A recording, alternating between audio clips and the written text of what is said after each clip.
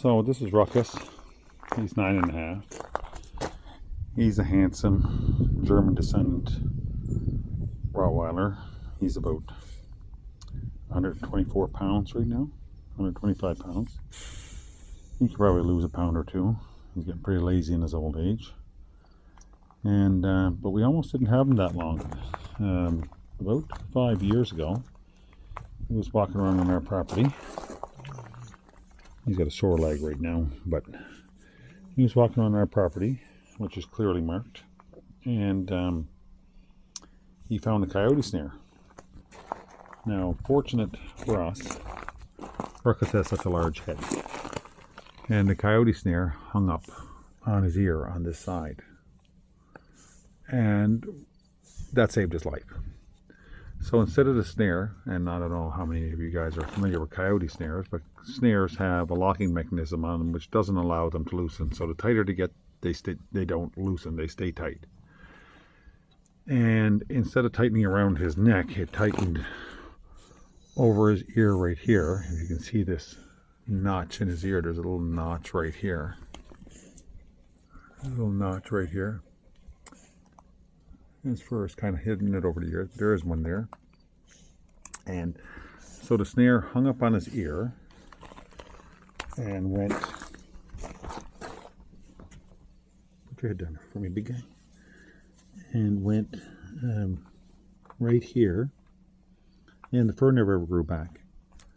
You can see it there clearly. Went down around the side. Move your head to the side there for me, big guy. I know. Just want to show the nice people.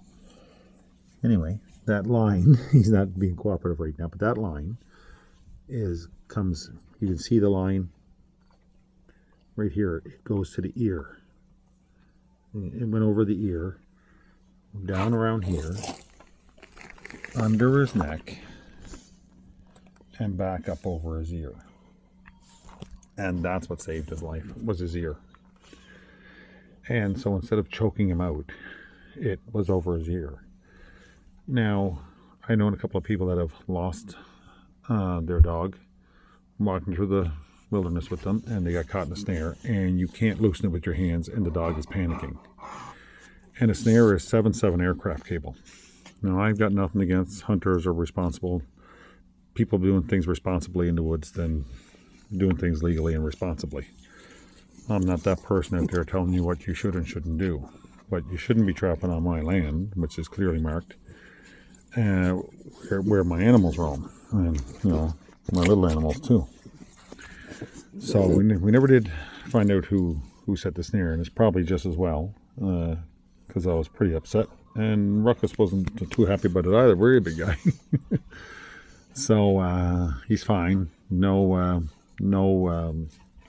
lasting effects or anything except for the hair loss in that spot, which you can't notice unless I pull the fur back.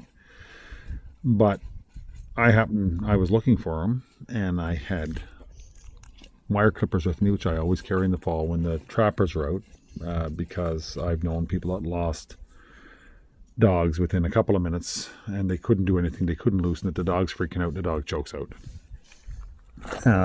Fortunately, it doesn't happen that often, but it does happen.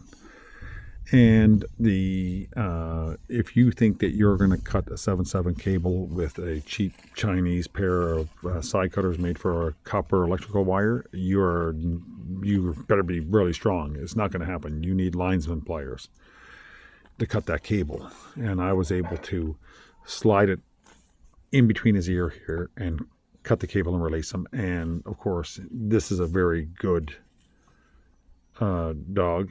He's very well behaved, and he sat still and let me do it, and he trusts me. And you can see the cable mark there. Look, we're sneaking in a look there because he doesn't like when we touch it. And so the Rotties, wherever they have an injury, will grow gray hair back quite quickly. That's been my experience. So so he let me cut it, and he didn't fight me. If Abby had got caught in the snare, this thing would have lost her mind, and I wouldn't have been able to do anything, because it's a dachshund, and it's like trying to train a salmon. But this guy let me cut him out. And he knew he needed help, and I was very fortunate. I was there, and he wasn't in it very long, but long enough that that damage never healed. So if you're in the wilderness with your canine in the fall, or any time of the year really, somebody might forget to pick their trap up. I mean, if you're not on property that you're familiar with, the dog should be on a lead for this very reason. And because in most places your canines are not allowed to run wild in the wilderness anyway. But this guy wasn't in the wilderness, he was on my land. I mean, he was in the woods, but our woods, and not that far from the house. So, you know, this is something that you should be prepared for if you're walking in the wilderness with your animal. Turn to the side here, big guy. And you don't want to lose your animal. You see where it went up over the ear and there, that notch. So, and he's lived a long, healthy life. I mean, most of the injuries that he's had, he's given to himself because he's, you know, he likes to play hard. And his shoulder is hurt right now. I think he was chasing a squirrel yesterday, so he's got a little limp. But that's not the first time you've had a little limp. Is a big guy. So, if you're walking through the wilderness with your animal or on your property, and it's a place where you think that coyote and fox trapping might be going on with snares, make sure you're prepared to cut a cable, a 7.7 aircraft cable. And if you're not familiar with how difficult it is to cut one, I suggest you go to the hardware store and buy a 6-inch piece and see what you need to cut it. Because more times I care to remember in my life, people have found their dog in a snare or been walking their dog got in the snare, and then they were helpless to do anything because all they had in their lighter, in their pocket was a Bic lighter, which is just about as useless a thing as you could have when your dog's in a snare. So anyway, this guy's been none the worse for wear, and thank Jesus for that, because he's a wonderful guy, and he's been a great companion, and we'd hate to lose him prematurely to somebody's ignorance and idiocy. And right now he's enjoying licking himself, which that's what he does a lot, though.